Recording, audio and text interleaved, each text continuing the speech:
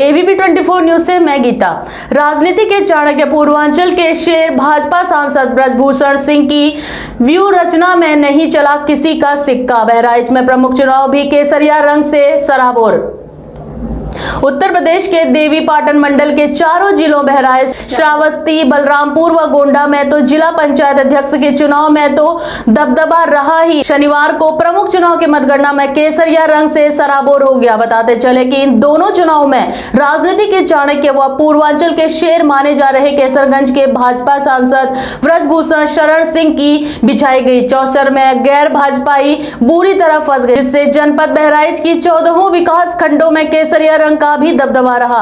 बताते चले जहां भाजपा के लिए प्रतिष्ठापूर्ण ब्लॉक प्रमुख के चुनाव परिणाम घोषित होने पर भाजपाइयों के खुशी का ठिकाना नहीं रहा, तो सपा परिणाम आते ही मायूस होकर घर लौट गए।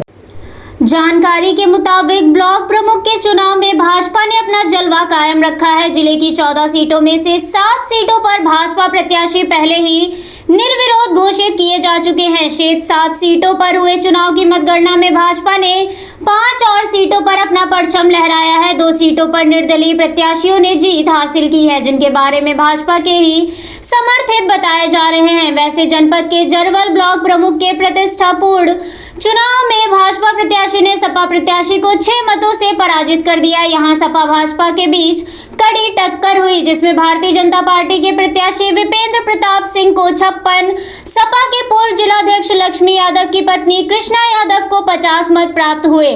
3 मत अनवैलिड करार दिए गए, जिसमें भाजपा प्रत्याशी विपेंद्र प्रताप सिंह को 6 मतों से विजयी घोषित किया गया। कैसरगंज में निर्दलीय प्रत्याशी संदीप कुमार सिंह विशेन 50 मत पाकर विजयी घोषित किए गए। वहीं भाजपा के घोषित प्रत्याशी को मात्र 2 मतों से संतोष करना पड़ा। फखरपुर में निर्दलीय प्रत्याशी रेणु सिंह 112 मत पाकर विजयी हुई, जबकि भाजपा प्रत्याशी को मात्र 4 मत ही प्राप्त हुए। इन दोनों प्रत्याशियों को भाजपा में ही गिने जाने की चर्चा जोरों पर है।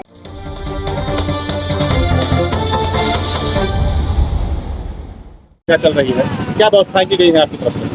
हमारी तरफ से सबसे महत्वपूर्ण व्यवस्था किसी भी निर्वाचन के लिए होती है कि जो उसके मतदाता हैं उनको किसी प्रकार से कहीं रोका ना जाए और वो निर्भीकता पूर्वक अपने मतदान का प्रयोग निष्पक्षता के साथ कर सके। इसी की व्यवस्था को सुनिश्चित करने के लिए हम लोगों ने पूरी व्यवस्था बनाई है। आप देख सकते हैं किसी भी मतदाता को अपने मतदान का प्रयोग करने के लिए कोई कठिनाई नहीं है, कोई भय नहीं है, इसको किसी प्रकार की कोई ऐसी व्यवस्था नहीं की गई जिससे मतदाता को अपने मत का प्रयोग करने में दिक्कत हो।